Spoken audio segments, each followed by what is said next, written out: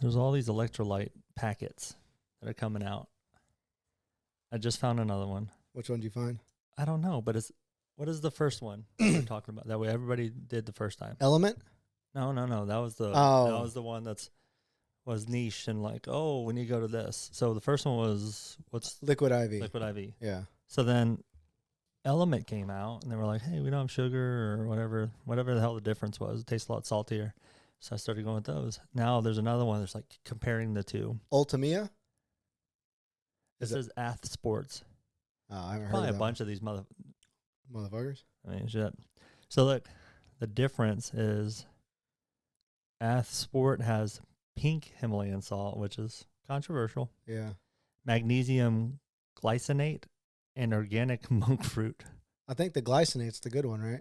Magnesium glycinate. Apparently, it's showing the green checks as being good, and the bad things. The green check. The bad things of Element. Oh yeah, green. Okay, that's good.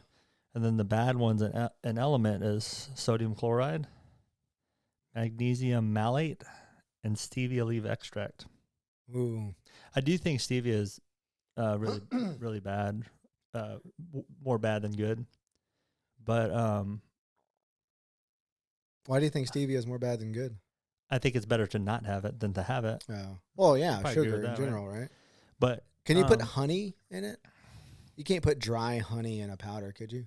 Is that a thing? I'm sure it is. You should know all these products. But with this, so one time I ordered the Element without stevia, and I ordered the small pack because it's either you order the variety pack, or it's actually a funny story. You either order the variety pack, which comes with like 12 or something, or you stick to one flavor and it's like 45. Mm-hmm. So like I picked the variety pack and it only had one in there. So I don't know completely. So I go in the garage and I already have it cut open and I'm like, all right, well, I need to grab a water. So then I go to the garage fridge and open the door, and as I'm grabbing it, I'm spilling it on the ground. And I don't have another one. Yeah. So I have like 75% in here. And so I put in, like, I try to take away the water, I think, get the ratio right, as if I had a full pack. And then I put it in, and it tastes a lot different. That stevia really goes a long ways. I almost think the stevia has like a salt taste because, it's advertised as salty as fuck. Like it tastes salty. Yeah. And I think that's why people like it, because they think it is salty. But without the flavor, it really didn't. It just tastes like murky water, and it didn't taste like salt like all the way. So I'm wondering if salt is in the flavoring too. Like a salt taste. Yeah, I'm sure. The new one is Ultimia because it doesn't have calories. So people are using it because it won't break your fast. Well, these don't have calories either. Bullshit. Element. So are you saying stevia is the calorie? Because I don't know. Stevia isn't. Look at the back. Look at the back again. Can you look at the ingredient? It says no calories? Yeah, all of them do. Even the one we started with. Really? What was the one? That one has calories a little bit. Does it? Yeah. I know Element doesn't. But man, what is the first one we're talking about? Wait, the very first is Liquid IV. Yeah, Liquid IV. You ever pour one of those? There's a lot of shit in there. Yeah. It's like more than the water. Yeah. I pour it, I'm like, oh damn. Yeah. There's a big conspiracy about Liquid IV because they were bought by Unliver, the business, the big corporate conglomerate business that owns a lot of the foods. It started off as like a really good electrolyte, but now that they're owned by Unliver, I think that's how you pronounce the name, it's got a bunch of shit in it. Unliver, huh? I think it's Unliver or Inliver or some bullshit. It's one of the companies that owns, majority of the foods.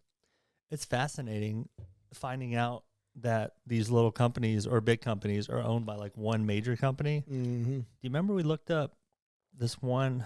There was like if you look like the top 10 richest companies, it's probably not there anymore, but there's this one company that owns all the alcohol companies pretty much. Oh, I don't remember that. And I'll look it up. But I didn't. Like Budweiser is all owned by Anheuser-Busch. Right? Is that what it is? Yeah. I think so. But these are the like the wines or these are the liquors. Liquors. So like Captain Morgan, Jack Daniels, like everyone you can almost think about is owned by the same company. I know. And it's like, well, a few of them, you're like, okay, whatever. But no, there's like a shit ton. It didn't start off that way, right? They bought that company. It started off as an independent company, and then that parent company buys the company, and then they keep buying each other, right? I think so. I'm actually trying to look it up right now because I want to know the name. We just say who owns all the liquors. Here we go. Liquor maker snicker. They're trying to put up that Anheuser crap. I say who If I see it, I would know. owns all the liquor companies. Oh, brands. It's brands.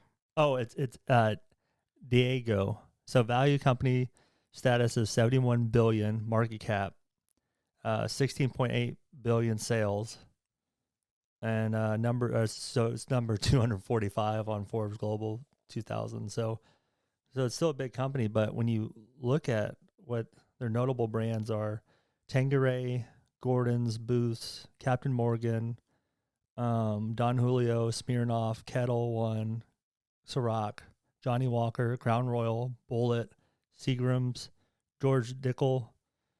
I thought Ciroc Baby was Bells. owned by P. Diddy, I think he's just like a brand. Like I think he's like an ambassador. I don't know. no, They also own Bailey's and Guinness. I don't know what Bailey's is, but I know Guinness. Bailey's is like what you put in coffee and stuff. It's like oh yeah. liqueur or something. But dude, so much. That's stuff. crooked as fuck, right? They own app. Well, that's a different company. Yeah. So while those, because you branch off, Mm-hmm. and Captain Morgan is putting a lot of money and investing and trying to beat the other one, right? But at the end of the day, it really doesn't matter because it funnels up to the same company, Yeah.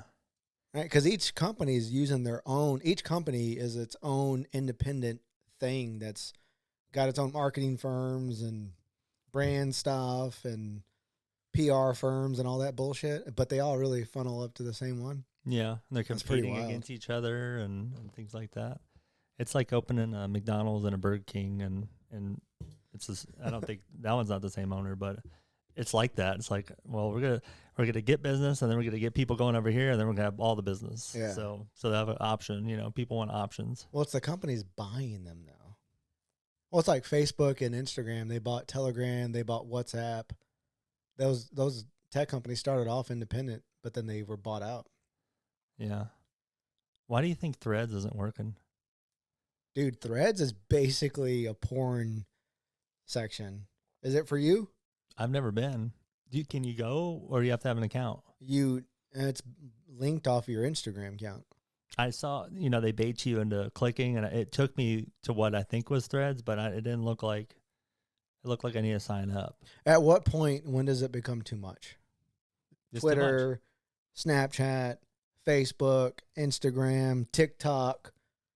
It's too much to keep up with. I get tired of it. I never jumped to TikTok ever. You send me them, and I can somehow watch it once or something. It wants you to sign up. That's why they make it so easy. I almost get addicted though. Like I'll click your video, and then it'll play, and then it brings up another one, but it only shows you a little bit. And oh, you can watch more within the links? Okay. No, it comes up with the next one. It's like baiting me. Okay. It shows me a little bit of it, and then I'm like, oh, well, what is this about? And then it doesn't let you it scroll. doesn't let me. It's like sign up for the account. So they're addicting as fuck, but I don't know why Threads isn't working. I think because they're trying to compete with Twitter too much. Oh, maybe they're trying to get Twitter back that way, like the woke Twitter, Maybe. But you were talking about X is like doing better than Twitter was doing. Yeah. Why don't do they advertise that? I mean, Elon does. He'll post it on Twitter and then it'll get shared. That's the only reason I saw it. He posted like the engagement from the time that he took it over to the time it is now, and the engagements like tripled or quadrupled all the other Facebook or all the other social media accounts. Yeah. So people use it. I try to use it, but I just don't like it. It's not. I go to it for the news stuff. You can go. There's a news story. You can see or news section. You can go see what's trending on there. So it's an easy way to stay up to date because those reporters, those people that are influencers, want to be the first person to post. Yeah. So it's a good way to stay up to date with what's going on in our culture, our society. I always figured I need to make. I don't have that account either, so I think I do, but I don't. I never open it. I think I don't the landscape is different, so I just don't want to get used to it, I guess. I think I like Instagram the best. yeah. Facebook is clunky to me now. It's like, you know how you make a story on Facebook? They try to make that from Instagram or whatever. It just isn't the same. The buttons are different. It doesn't look right. Posting on Facebook's weird. I don't know. I think I like the simplicity of Instagram. I think everybody does. That's why they flock to it. But I don't know at what point Facebook, I think maybe when as the next generation comes around, I think maybe Facebook will die unless they give it a facelift. Yeah. I wonder what made it unpopular. I think when parents started joining Facebook, that's when it made it uncool. I remember when my mom joined Facebook, I was like, fuck, what is my mom doing on Facebook? Yeah. Why is she has the ability to see the crazy shit that I post? Yeah. You know what I mean? Do you ever look back at your memories on Facebook? Oh my gosh. And just wonder what the hell you were doing posting? Like, I can't spell as it is right now, but I really couldn't spell 10 years ago. I see a bunch of misspelled words. Maybe that was before they had spell check on Facebook. For sure. Yeah. That's a lifesaver now. We're even looking it up. I'd miss like these, like the filler words, little gap words to connect sentences. Oh, you miss words. I just completely miss words. Do you think you're trying to be of that time though? You're trying to be like kind of cool? I don't know, dude. Were you using like THA? Oh, yeah. I was that guy, dude. Nowadays, you can't put the E, you'll correct it, so it's more of a hassle to put the A. Yeah. Yeah, I cringe myself when I look at the memories. The nice ones are of Tyler when I'm posting pictures of whenever Tyler was born. That's kind of when you can see my thought pattern, how it changed. Yeah. And I'm like, whew, get a little bit of break. But shit, before, like around 2008, 2007, before Tyler was born, dude, fucking shaky, dude. It's just gross. The posting? Yeah. I didn't know. Embarrassing. It was sad. I almost didn't know how it worked. So I would post, I wouldn't post, I'd comment disgusting things. And I thought it just stayed within the group. I didn't know everybody could see it. No. I think I had an intervention by somebody. They're like, hey, all that stuff's public, right? Like what you're saying. Like, oh man, this was like right out of high school. I think I was like 18 or whatever. This is a new thing. It's not, social media didn't really, I guess it was MySpace, and we knew the inner workings of that. But even like on MySpace, it wasn't really public, right? Like you can't go see other people's messages. Didn't you just go to their board and you would talk to them on chat? There'd be like a chat application that if you wanted to direct message somebody, you would send them a chat. But other than that, you have to go to their page to interact with them. Oh yeah, there wasn't a feed, right? Yeah. I think there was a feed, but it was like updates from their profile. Like, Mike updated his profile picture or something. I don't know if you could.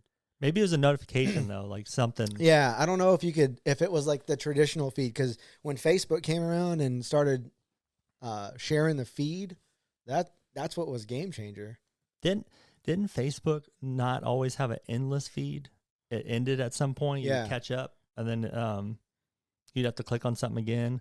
But then the endless feed came upon us. That's when the addiction happened. Yeah, that's when the algorithm changed. They started feeding you what you were looking at or pausing at.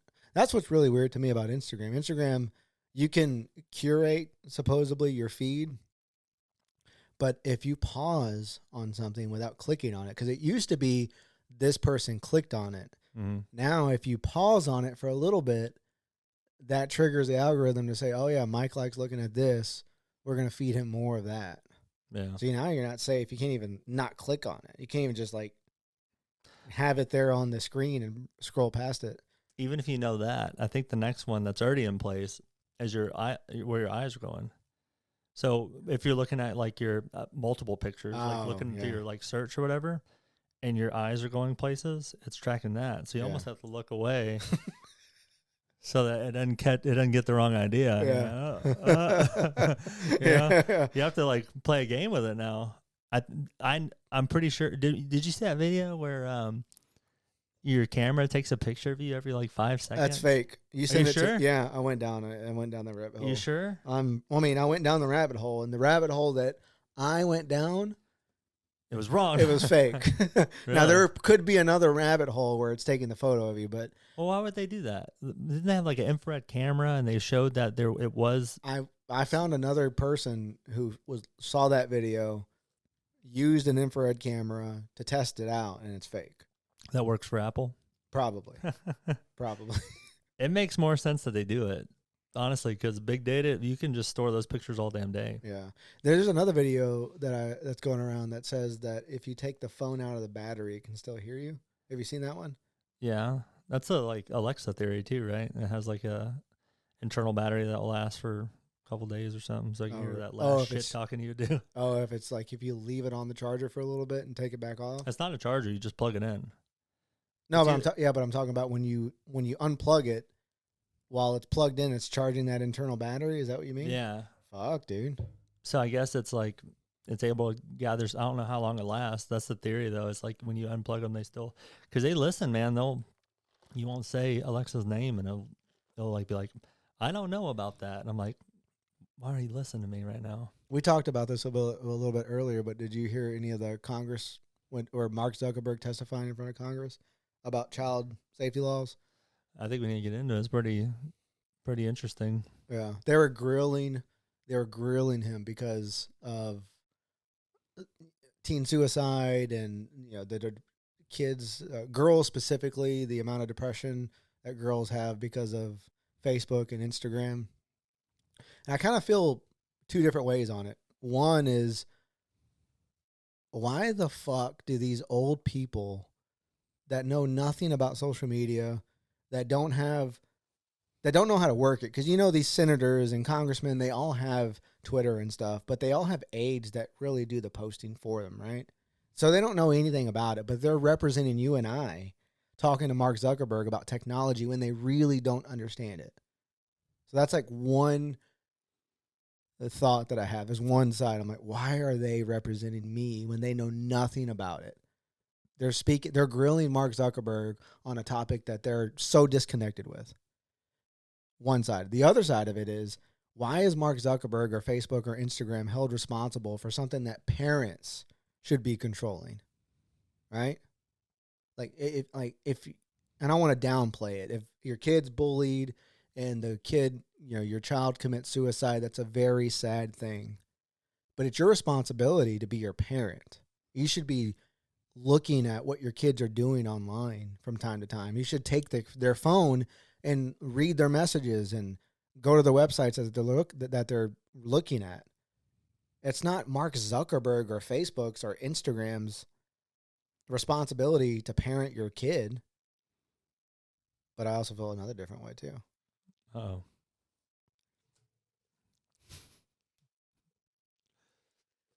I kind of see where they're saying what they're saying though. You know what I mean? It's complicated. It is complicated. Like, there's bad shit on there, right? There's porn on Instagram. There's Al Qaeda chopping people's heads off. That exists. So why don't you remove it? There's like the content aspect of it. But as far as holding Mark Zuckerberg and Facebook and Instagram accountable because you're a fucking lazy parent, they're even going so far as, like, one of the congressmen or senators was saying that you should compensate the family. Mm-hmm. Are you going to compensate them? You should compensate. Why haven't you thought of compensating them? Yeah. And Mark Zuckerberg is so awkward when he's talking to people. He's the most awkward person in the world. Yeah, well, you got to think, like, he was in college, and then he just wanted a method to probably just hook up with girls and talk. So they made this method of communication at his college, and then it wanted to reach out to other colleges so that they can all network together. And then it turned into a global tool. He never had it. I don't think he ever had real intentions to make it a global media outlet for everybody to use. But that's what it became. And then he became this person that has to represent this thing he made while he's in college. Like, so now and then we're going through these strange times where like we don't know how to do this thing, and we're having to come up with ways to find these bad videos before they actually become popular or get to the wrong people. And the technology is not there yet. You know, we're doing machine learning, and AI is able to, you know, find these things and take them off quickly, but then they're taking off the wrong things, and people are getting upset because it's like, well, what did I do wrong? And then and then he has to go and talk to all these very high up people about this problem they're having. But I don't think he ever expected to have to do so much with this. But obviously he's making a lot of money from it, and he has to step up and take ownership of it. I'm actually surprised he hasn't hired someone to do this kind of thing, to do all the talk, because he's just the face of the. I don't know how in the weeds he gets anymore. Like, is he coming up with ideas still, or is he just is the company running itself and he just kind of makes high level decisions? I think he's very much in the weeds of it. You think? I think when you go testify in front of Congress, you get summoned. It's like you're coming. They had all the CEOs there. The only one that was missing was YouTube. For some reason, he wasn't there. So they had like the TikTok guy. What was another one? How can you just not go? Because YouTube's one of the they're tightening up a lot. They're tightening up almost too much. Too much. The YouTube actually has more like child interaction than Facebook and Instagram. When you look according to the analytics that you look at, kids are spending more time on it. And that's the problem, is because they have those fake videos now where it starts off as a cartoon, and then, or it's a cartoon and the cartoon showing you how to like murder somebody. Yeah. And it's just kind of shuffled in with Paw Patrol or some shit. So yeah. Or the scary one where there's like a scary ghost girl that pops up, or I forget what the name of that one was. We talked about it before. Like, it starts off as a cartoon, and then this very scary skinny thing pops up, and all the kids are haunted by it. Yeah. And it's just, I guess, malicious people. I want to say I read that they were able to figure out how to work it in the algorithm, and that's why it's able to come up on like popular feeds. But I don't know their method. I think they had it down. I don't know what they did to bring it up, but that's why it's like so. Oh, they knew how to do it, because if like the next video came up, it would hit for sure. Like if they were watching something else and you knew it was going to bring you the second video, it'd be a quick hit, and then it'd be a pretty good paycheck. Yeah. So then they started adding those videos instead to like be malicious. I don't know what the benefit of making those would be. I think we should have some type of regulation. I don't know what, though. I don't know how because people are going to post content about whatever they want to post. So these social media sites already have like parental controls in place that like if you sign up as a kid, it's only going to feed you certain stuff. Now there's ways, like you were just saying, to get around that. But to hold, it was like we were talking about earlier. If your kid drinks your alcohol at the house and takes your car and gets in a car accident, no one's holding Bud Light accountable. You know? Didn't they used to try that? I think they tried, and I think they still kind of do from time to time. Like with these mass shootings, they're trying to hold the gun manufacturer responsible, but it's not their responsibility. I don't think it is. Yeah, that would be controversial. I bet you ask 1 out of every 2 people and have a different opinion on that, though. Yeah. But if we just stick to social media, though, and flush that out a little bit longer, I don't know. I don't really know what the answer is, but I don't think, and it's all for show, right? These senators, they know the cameras are on, so they're going to get that that little like buzz, the 90-second clip. That way they can get on all, and again, that's what happened. That's how I saw it. Mm-hmm. Oh, this congressman's grilling. Like, shouldn't you be responsible for this? Shouldn't you hold these, shouldn't you compensate these parents? You owe these parents an apology. Have you apologized yet? And Mark had to turn around and apologize to these parents while these parents are holding their kids' pictures up, and he's having to apologize. And I felt kind of bad for the dude. Because I don't think he sat there and was like, oh, you know what? I really want kids to be bullied and commit suicide. I don't think he's thinking like that at all. It's kind of unfair. It's unfortunate for the families, but it's unfair to him to have to. It's kind of a cheap shot, you know. I mean, Yeah. Like you said, his intentions aren't there, but I mean, he's trying to find the best way to prevent it. But it also goes back to parenting too, though. Like, for something to affect a child emotionally enough to do that, that's where I think parenting has to come in too. Yeah. They have to have a strong mind to be able to. I mean, this is the new environment we live in, so it's maybe a new curriculum, I guess, that you'd have to teach your kids on how to deal with social media, these words, there's nothing tied to them. It's not, sometimes not real people. Like, there's almost an education we have to give to the kids on how to handle this. Cause we did it with, you do it with your kids in school, right? You're like, if this guy's bullying you, you do this. We have all these check marks that you do, but we don't really do that with social media. Cause now there's norms. You're like, oh, well, this is a fake account. It's developing so quick that by the time you think you know something, it's changed already. So I think maybe it's important, if your kids are going to be on social media, whatever you're learning from there and kind of keep up with it, you need to funnel that to your kids so that they know where the red flags are. Yeah. And so when they read something like that, that's like, oh, it shouldn't get to them that much. But then there's that aspect of like talking to boys that they know, or their kids in their school are on there, they get embarrassed on there. Maybe a picture gets leaked, and that's hard even for an adult to. Yeah, but that goes back navigate. to parenting and teaching your child what to do and what not to do. Yeah, they're gonna make mistakes and they're gonna embarrass themselves, but the act of, or the way that you control social media and interact with social media, I feel like that's a lot on the parents and not the social media. Yeah. Not the company. That when you were talking, it reminds me of a meme. It's like, I'm so glad we spent so much time on the circumference of a circle in school, because it really helped me out with my taxes or something like that. Like, yeah. You know what I mean? Like, we're not teaching the kids the stuff that really matters. Yeah, that really matters in society, like about taxes, or about, like, that's a good, great idea. Like, how to manage. I don't know who would teach that. Like, what person's qualified to teach?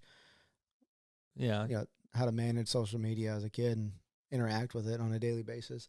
Meanwhile, that Josh Hawley guy, like, someone should be grilling him about his net worth. How is he a fucking millionaire? $21 million, somewhere around there. His net worth $21 million on a $170,000 salary. I mean, you know what I mean? Nobody's surprised, because Yeah. he's not the first person. Who's the lady that everybody talks about? Nancy Pelosi. That does, that deals in the stock market. Her husband's rich as shit. I mean, nobody's surprised by it, and nothing changes. So it's so weird to me. Like, why? This is why we give up. We're like gonna be Rome soon. Like, it's all gonna collapse, because everybody knows, and they just let it happen. And nobody says anything, and it just continues to go on. Yeah. They're still in office. Her husband's probably still doing backdoor deals. Enough to where there's people that follow his account to try to get rich too. I know. I mean, it's just goofy. When we're at this point where everybody knows all this is corrupt. Yeah. It's all that's left is to go down. Yeah. You know what I mean? I guess what realistically can happen? Like, besides term limits or something like that, like someone passing laws about that. Well, the one specifically about them trading, it's like, I mean, they should honor their insider trading policies. I'm sure there's something in place that's not being enforced, or, I mean, the average person gets popped, don't they? Yeah. I mean, so this is an obvious one. Or if they're making a decision on a certain company, and as they're making that decision for a year's duration or whatever, currently and after, they shouldn't be able to trade on it. Yeah. There's rules that can be made, but they're not being made because they're making money and they're probably giving money to someone else. Well, they're the ones that are making the rules. So they get that they know I mean, rules, laws, whatever the hell you want to classify it as. They're the ones who are forming these pieces of legislation, and they know the black holes and the gray spaces that they can operate in and be okay. And we're just creating this whole monster. We're like, let's develop a government that will keep us straight. Ultimately, we tell them what we want, and they give it to us. And now we're building this huge military, or have built this huge military. Corporations are bought into this like it's a machine. Yeah. And if we don't comply, then they're not a service for us anymore. They're making the rules. Yeah. This is AI. The government's AI. We made this thing that we can't control no more, and now it's turning against us. It's scary shit. Yeah. You can't do anything about it. No. Something like this happens. That's why everybody's so jaded, because you can't do anything about it. I don't know, man. Hey, do you and Courtney schedule sex?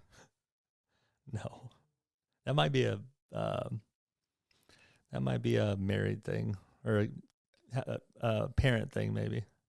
Do y'all have? Is it like unplanned, or do y'all? Or is it like? Does it organically just happen? Yeah, spontaneous. Does it organically happen, or do y'all like, hey, Thursday night you're gonna get it? You know what I mean? Do y'all talk that way, or is it just is it always spontaneous? Spontaneous. Really? That'd feel weird to just schedule it. Yeah. I mean, the only scheduling would be like on the days that it would be, right? Like Valentine's Day. I mean, that would be maybe a sure thing. Is it different? Do y'all perform different acts on Valentine's Day than normal, or is it the same? No, nothing, no surprises. Me and Kelly, I think we're at the point where it's like, okay, well, look, we got this and this going on. I think Wednesday we should, try to squeeze one in.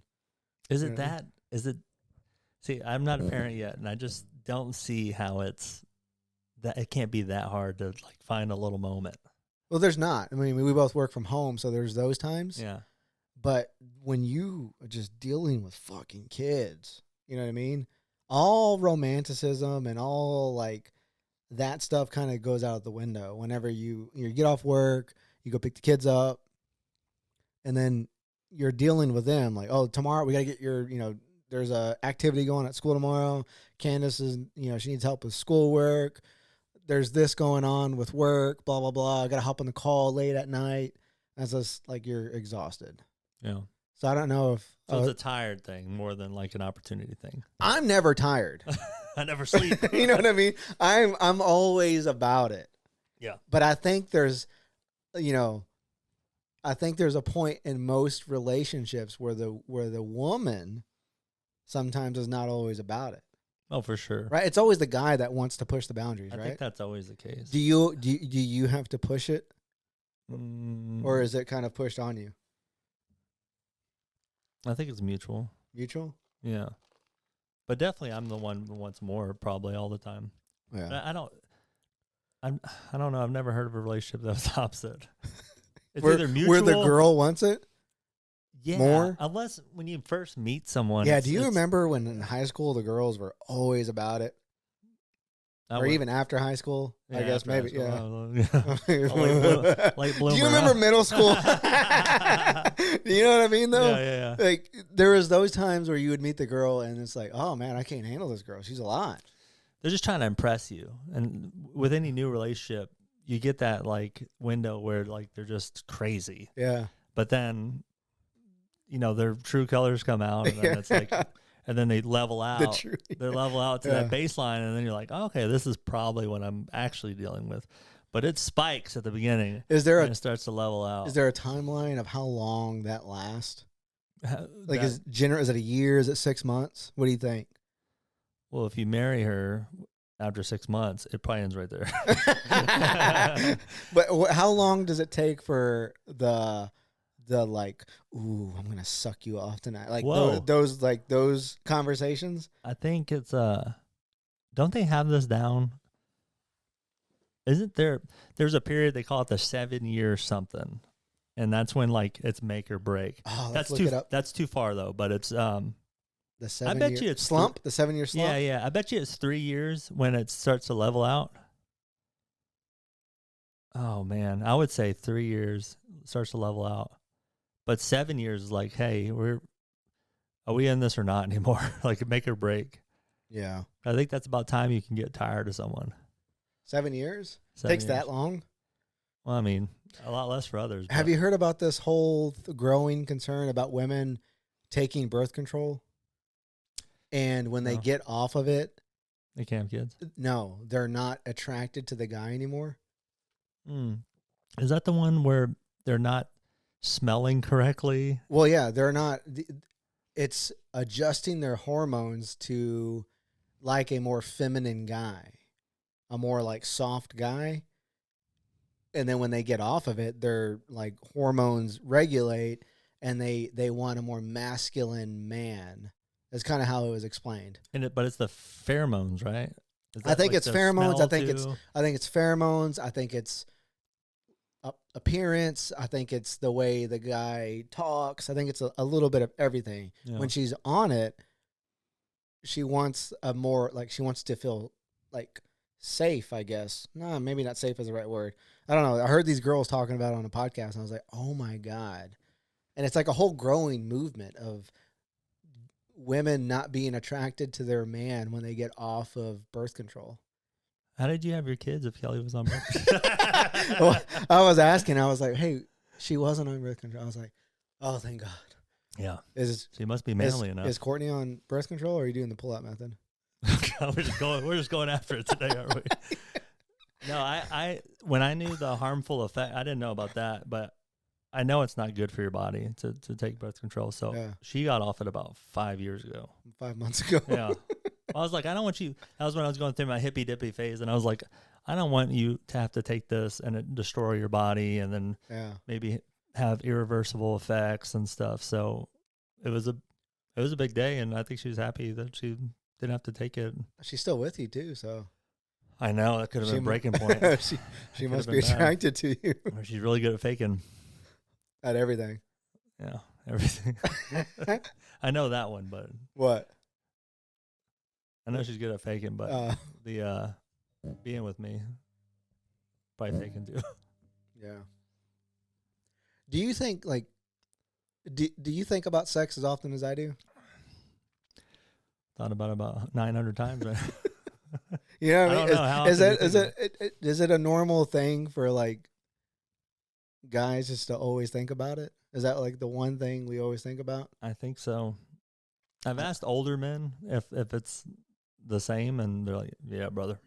Like it's just. You sound like a guy I know right now. It's just. Who are you talking about? No, I don't remember who, but it's just. I think it's common. It's in our DNA. It's just kind of. I don't know. I think in other countries, it's just more open to talk about, how you're feeling and like more of sexuality. You can. Yeah. It's not abnormal to talk about masturbation and like wanting to and thinking about sex all the time. So, but here it's still kind of like a taboo. Why is that though? It's like everything. It's something that everyone does. I know, but it just hasn't. It's like death too. Death is like a taboo. We don't talk about it. Yeah. People are surprised when people die of old age. They're like, what happened? Were they not, taking their medicine? Like we think there's some things that are designed to make you healthier, but nothing's like guaranteed to make you live longer. Yeah. If you eat a healthier diet, you probably last longer or whatever, but inevitably you're going to die. Yeah. And in America, that's not accepted. We're trying to fight death. We're trying to be immortal. We're trying to come up with these methods to last longer. So I think death and sex are not as accepted here, but more so in Europe and Asia and things like that. I think Asia more for the death. I think Europe more for the sex. Yeah. But I talked to this one guy. I forget the name of his company he owns, but he does terramation, where they turn your body into soil. And he was talking about, like, from a death perspective, how we got there. And it's because we're so far removed from it. When someone dies, what's the process? You don't see that person. You take it to the cemetery. The person does all this stuff that the family back in, 100 years ago would normally do. The family would wash the body. The family would get the body ready. The family would be doing all this. Now you're paying someone to handle it for us, and it's removed us from the process of death. And then he even goes a step further in saying that it removes us from grieving. We don't grieve properly. Oh, for sure. Because we're, a lot of the times the person who passed away, the first time we see him from the first time that we hear that he or she passed is when we see him in the casket. And even the act of the casket's a weird thing too. Like a natural. I'm excited about this terramation. I hope Texas adopts it. A lot of the liberal Democratic states are adopting it first. I hope it comes to Texas. Do they cremate you and put you in the soil? Is that the process of getting you to a soil? No, I'm probably going to butcher the hell out of it. But the whole goal of it is turning your body into soil. So they have this large facility. They got big vessels, and they put your body in it, and they put wood chips in there, wood chips, leaves, and I think they put some soil in there, and it's fixed with air filtration, and your body turns your natural organic reduction, I think is like the official. Like mulch your ass, basically? Like put you in a hot pile of No, dirt? it's not hot. It's not hot. It's like it's a certain temperature. It is hot. But they're not cooking you. It's a temperature at which can speed up the organic reduction process. And how fast the turnover? Man, I think it's like a few months, to break down your bones and everything. Yeah. So you gotta watch out for killers, man. They'll find that place and get rid of some people. Yeah.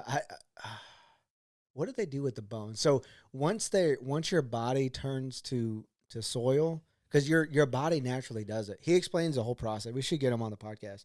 Yeah, he explains. That'd be good. Yeah, it's a good one. He explains the whole process, like how your stomach, the acidity in your stomach, will break down your body. Your body is built to do this when you die. Unless you eat McDonald's all your life. Yeah, unless you're drinking Starbucks. And it preserves it for a couple, 10 years before it does. Unless you're taking birth control and it doesn't do it. There you go. I need to get off that stuff.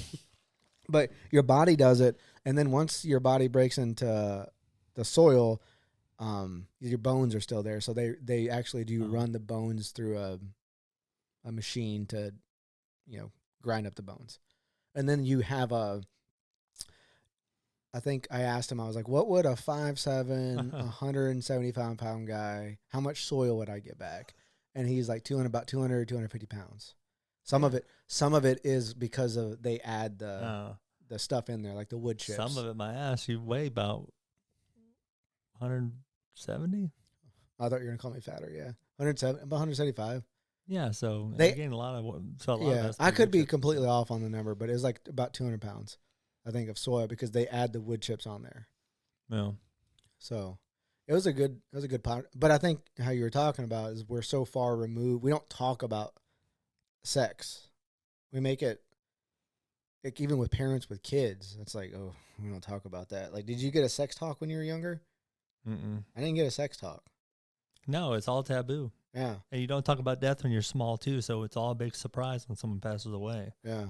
So they try that our parents, I don't think they did it maliciously, but our parents were embarrassed or shy or whatever the feeling was, didn't feel comfortable talking to us about that stuff. Well, the next generation before them, their parents definitely probably didn't do it.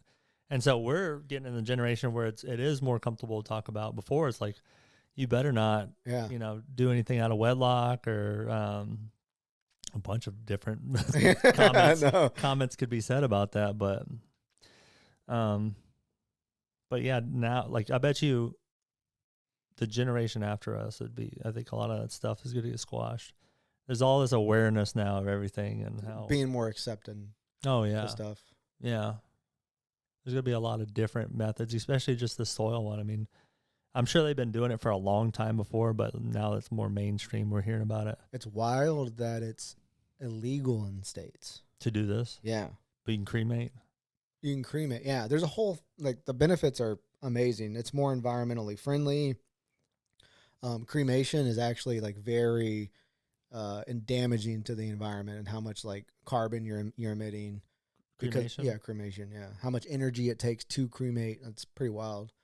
Well, then the real estate you take over with this burying. Yeah. And then some of those caskets don't break down. No, they're full. They're chocked full of all kinds of chemicals Yeah. on the casket. So it's going in the ground. It's damaging the environment in the ground. I feel like spiritually, I don't know, because I took a death class in college and it talked about all this stuff, culture of it, and they wanted us to set up our plan on how we want, like, because there's no better time than the present to like set up like a will and like, because you never know. But the other thing was to put a list of how, like, calculate the expenses to bury you, and what method you would want to pick, because sometimes it's too late. To get that information. Like, your loved ones don't know how you want to go. So I was thinking about it. I was like, I've always thought of myself as getting buried in a casket, but then like environmental me is like, well, that's kind of, I don't want to put a casket in the ground and then I'm in there. I would want the bare minimum, but something freaks me out about getting burned. Like, I don't know what that passing phase is of, like, if you destroy your body, is that like a negative thing? Or if you do something like this with the soil, that seems like the best method, other than just burying your bare body in the soil. I think bare body is probably the best, right? Yeah, but I don't want to destroy the body. Something in my brain says that, but that's like the most cost-effective one. I don't know how much this thing costs, but that's like the most cost-effective and easy on the family. So it's tough to think about this too. Yeah. And the class challenged me because it's stuff you don't want to talk about. And they talk about rituals in other countries too on what they do. It's one of the things, what you mentioned, is like washing the body and being very involved in mourning during that time. Yeah. Like, they don't bury right away. There's like this thing where you pray over, or I think some cultures will put them in the house still for a couple of days and like, and have their visits and things like that. So this guy, his facility, they let families go in and they could be next to the vessel where their body's being turned to soil, and they let the families play music. Like, when he was telling me, I started tearing up how much thought went into the entire process of like letting families actually mourn their loss, and the way that he set up the facility to ensure that families can come in, have their privacy, let them be with their loved ones, let them play music, their favorite songs, put letters in there, all kinds of stuff. Like, a lot of thought went into it. I'll reach out to them. They're having a big convention in Washington to promote natural organic reduction. I'd really like to talk to them to see the specifics. These morgues, is that what you call them? Morgues, cemeteries, whatever we call them. They're kind of, a lot of them are motionless. It's a business. You see that it's a business. Yeah. So the chairs are lined up. Like, give me your DVD, we'll pop it in. Yeah. What do you need us to do? But it's like a very get in and get out. Yeah. I got the next one coming in a couple hours. Yeah. It's on a schedule. And then when your thing's over, they're like, all right, guys, let's go back. And, a lot of people want to stay and just kind of sit there because it's still in shock. Yeah. Well, that's why they hurry up and they take the body to the cemetery right out. That way you can get the hell out of there. Yeah. I've never been to one that was like, oh, this is really nice. Yeah. The places are nice, but there's no, I mean, the workers, most of the time, they'll say something nice or whatever, but it doesn't feel like someone's passing. Like, what the level of effort that needs to go into someone that's passing. It's like in and out thing, because I bet you it's busy, things that people are dying or whatever, but something like that, I think people would flock to a little more. Like, I think something more personal, something just different. Yeah. Because I think people are getting open-minded to this whole alternative burial thing. I agree. Yeah, I like to talk with them. I'll try to get them on. Bree Smith, I think, she's like the general manager that runs the place. She left traditional cemetery because of how disconnected, and she brings that perspective to the company. Really? So she talks about why her work wasn't meaningful anymore and why she gets so much, like, it's not joy, but helping people throughout this process. She says, like, she was talking about like some of the hardest some of the hardest things were the kids, when it's little kids that die. And helping them. Like she was talking about it, and it makes me like tear up right now because I don't know how you would deal with that, but she's a good person. I think we'd have fun with her. That would be a rewarding job too. Like makes me want to, those kind of things like that and other things that we've talked about before always makes me want to like just change my whole life and go, because it's much more rewarding than like a 9-to-5 corporate job, you know. Yeah. It feeds your soul, you know, rather than feeds your wallet. I don't know. Yeah. That's good. Anyway, That's good. got through that one, didn't I?